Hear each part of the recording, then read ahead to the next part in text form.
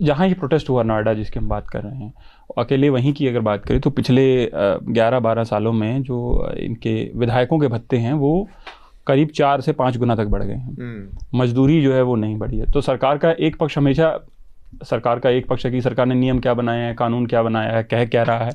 एक इम्प्लीमेंटेशन का पक्ष है कि वो जैसे 3 जो नए आपराधिक कानून हैं उन्हें लागू हुए बहुत समय हो चुका है, लेकिन वो एग्जीक्यूशन में पूरी तरह नहीं आ पाए हैं। उनके लिए पूरा इंफ्रास्ट्रक्चर नहीं है, पूरा फ्रेमवर्क अभी भी नहीं है। इसी तरह जो 4 लेबर लॉ जो हमारे 2019 में बन गए थे, 20 में बन गए थे, उनके लिए सरकार ने जो कुछ कहा है कि ये होगा वो होगा, अचानक से आप रातों रात तो आप लागू नहीं कर पाएंगे। उसमें फिर कंपनियों का अपना स्टेक है, वो किस तरीके से वो बताएंगी कि हमारे सामने क्या अड़चन है, आपने हमसे बात करी नहीं करी। और पिछले हमने कई सालों में देखा है, मतलब मैं ये स्पेसिफिक सरकार के लिए सरकार के रवैये को देखा है, वो कानून पहले ले आती है, उसके बाद में सोचती है कि क्या हो रहा है।